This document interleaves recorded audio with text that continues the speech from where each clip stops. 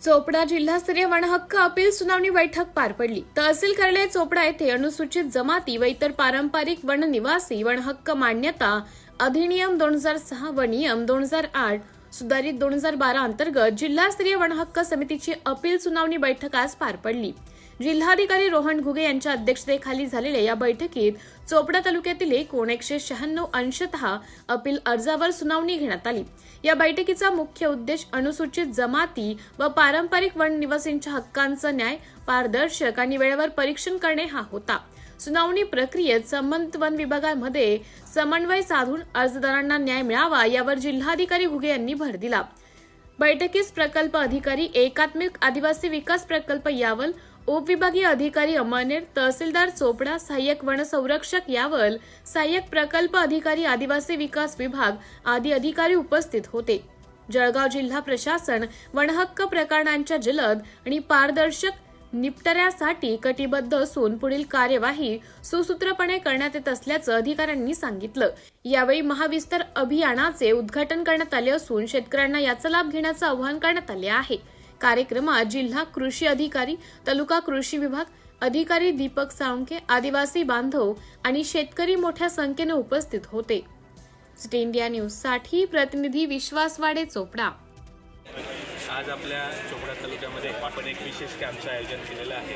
जे अनुसूचित जमातीचे बांधव आहेत, जो वनपट्टेदार शेतकरी आहेत, यांच्यासाठी एक डिजिटल मित्र महाविस्तार AI ॲप आपण जास्तीत जास्त संख्या वाढवून देत आहे, जेणेकरून शेतकरी बांधवांना आपलं कृषी तंत्रज्ञान तिथं यूट्यूबचे व्हिडिओज आहेत जे विद्यापीठामार्फत रिकमेंडेड आहेत, ते हवामानाचा अंदाज आणि इतर जे बाबी बाजारभाव किंवा जे तंत्रज्ञान आहे आपल्या पिकं जे आपण लावतो आहेत त्या आधारित तंत्रज्ञान आणि पीक सल्ला हा वेळोवेळी मिळणार आहे, जेणेकरून ह्या महाविस्तार ॲपचा उपयोग शेतकरी बांधव करून त्यांच्या उत्पादन खर्चामध्ये कमी आणून उत्पन्नात हे वाढवणार। सर, यावर्षी वनबागा संदर्भात आज दिवसभर मॅरेथॉन बैठक घेण्यात आली। या संदर्भात सविस्तर आज वनहक्क दाव्यांवरती जे अपील करण्यात आलं होतं त्याचे 196 अपील आपल्याकडे प्राप्त होतो चोपडा तालुक्यातले।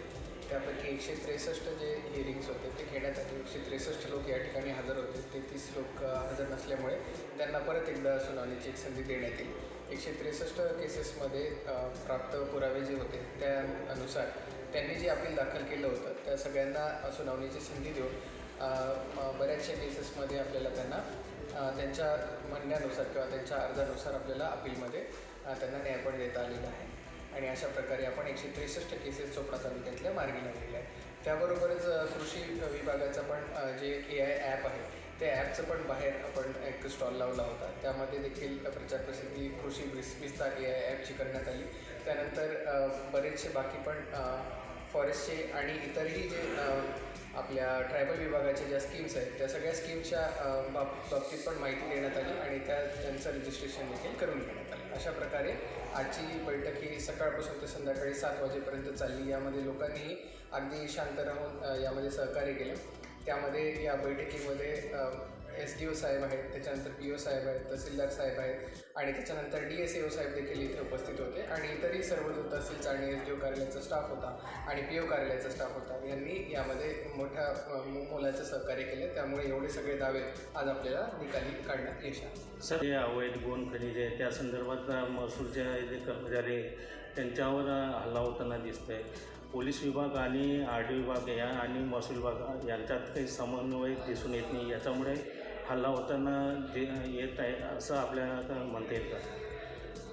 समन्वयाचा अभाव असं म्हणता येणार नाही, कारण हे जे हल्ले झालेले आहेत त्यावेळेस त्यांनी महसूल विभाग आपला कारवाई करण्यास गेला होता आणि त्याच्यानंतर हल्ला झाल्याच्या नंतर तात्काळ पोलीस विभागाला कळवण्यात देखील आलेलं आहे। माझं स्वतः SP साहेबांशी यामध्ये बोलणं देखील झालेलं आहे आणि तात्काळ अमळनेर तालुक्यामध्ये जो घटना घडली त्याच्यामध्ये 3 आरोपी देखील अटक करण्यात आलेली आहेत आणि त्याच्यावरती कारवाई होताना दिसून येत आहे। याची एक कोऑर्डिनेशन बैठक जी आहे RTO आणि पोलीस विभागासोबत आपली महसूल विभागांची जी बैठक आहे ती घेण्यात आलेली आहे। त्याच्यामध्ये ते वरिष्ठ स्तरावरचे सगळे अधिकारी उपस्थित देखील होते आणि यापुढे देखील सर्वांना संयुक्त कारवाई करण्याबाबतचे निर्देश देण्यात आलेले आहेत। महसूल विभागाच्या MLRCच्या कारवाईसोबतच आपल्याला RTOची देखील कारवाई करणं अपेक्षित आहे आणि पोलीस विभागाचे देखील भारतीय न्याय संहिताच्या कलमांअंतर्गत जी कारवाई करणं अपेक्षित आहे त्याबद्दलही कारवाई करण्याबाबतचे सर्व निर्देश हे पोलीस विभाग आणि RTO कार्यालय या दोघांनी देण्यात आले होते।